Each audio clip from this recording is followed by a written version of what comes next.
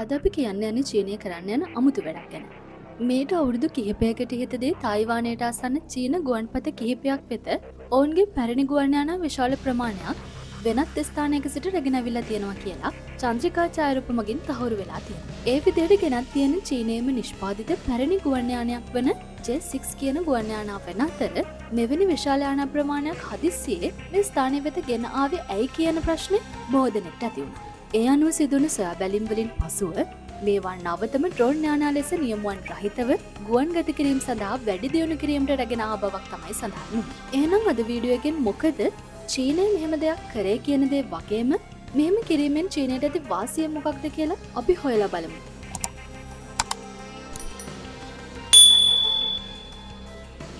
මම කියවනේ එහෙම ගෙනත් තිබ්බේ J6 කියන චීනයේ නිෂ්පාදිත ගුවන් යානයක් කියලා. ඇත්තටම මේ යානය චීනයේ නිෂ්පාදනය වුණාට මේ J6 කියන්නේ රුසියානු MiG-19 යානයේ අවසරලත් චීන මොඩලයක්. චීනයේ මේ යාන 1958 සිට නිපදවන අතර 1985 දී නිෂ්පාදනය නතර කරන විට යාන 4500ක් පමණ නිපදවලත් තියෙනවා. ඒ යාන රටවල් 15කට පමණ අපනයනය කරලා තියෙනවා කියලා තමයි සඳහන් වෙන්නේ. 90 දශකයේ මුල් කාලයේ ඉඳලා මේ යාන චීනය විසින් ක්‍රමක්‍රමයෙන් විශ්‍රාම ගන්වන්නේ මේ යානයේ තියෙන පැරණි බව නිසා. කොහොම වුණත් අදටත් මේ යාන දහස් ගණනක් චීනය සතුව තියෙනවා. එන්ජින් දෙකකින් සමන්විත මේ යානයට පැයට කිලෝමීටර් 1540ක උපරිම වේගයකින් ගමන් කරන්න පුළුවන්. ඒ වගේම කිලෝමීටර් 1400ක් විතර දුර මේ යානයට පියස්සර කරන්නත් පුළුවන්කම තියෙනවා. ඉතින් කොහොමද මේ වගේ පැරණි ප්‍රහාරක යානයක් චීනයට ඩ්‍රෝන් යානයක් විදිහට වැඩි දියුණු කරන්න හිතුනේ?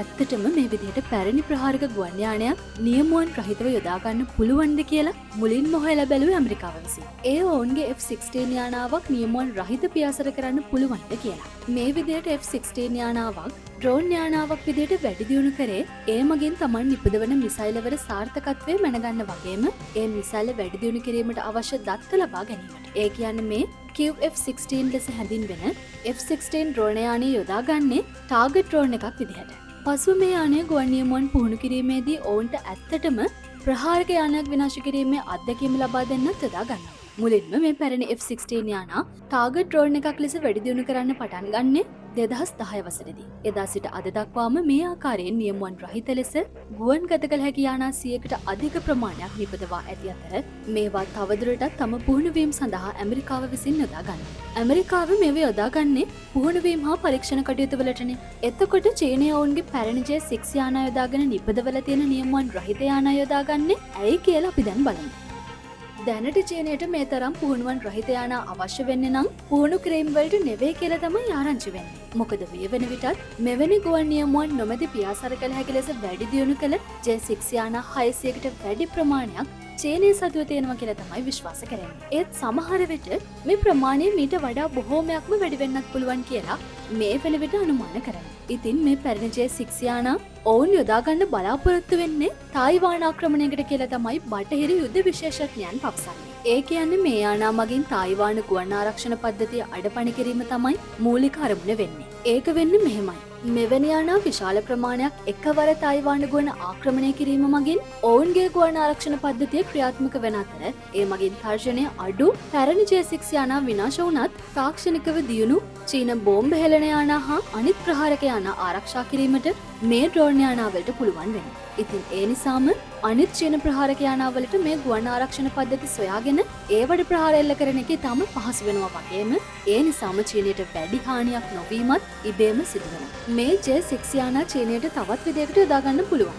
ඒ තමයි තායිවාන මර්මස්ථාන වලට මරාගෙන මැරෙන එහෙමත් නැත්නම් කමිකසේ වර්ගයේ ප්‍රහාරයක් සඳහා යොදා ගන්න එක. මෙයත් ඉතා සාර්ථක යුදෝපායක් විදිහට සලකන්න පුළුවන් වගේම දැන් තියෙන සාමාන්‍ය ප්‍රහාරක ඩ්‍රෝන් යානයකට වඩා ඉතා වැඩි වේගයක් තියෙන නිසා මේ J6 යානාවලට තායිවානයට ප්‍රහාර එල්ල කිරීමත් ලේසි වෙන එකක් නම් නෑ. ඔයාලා මොකද හිතන්නේ? මේක චීනය විසින් කරන සාර්ථක යුදෝපායක්ද නැත්නම් බටහිර යුද විශේෂඥයන්ගේ හිතලුවක් විතරක්?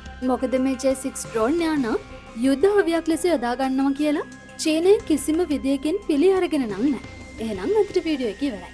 මේ වගේ තවත් වීඩියෝ එකකින් අපි හම්බ වෙමු. මේ වගේ තවත් විස්තර ඔයාලට දැනගන්න ඕනේ නම් අපේ Miss Defense channel එක subscribe කරන්න. මේ වීඩියෝ එකත් like කරලා share කරන්න.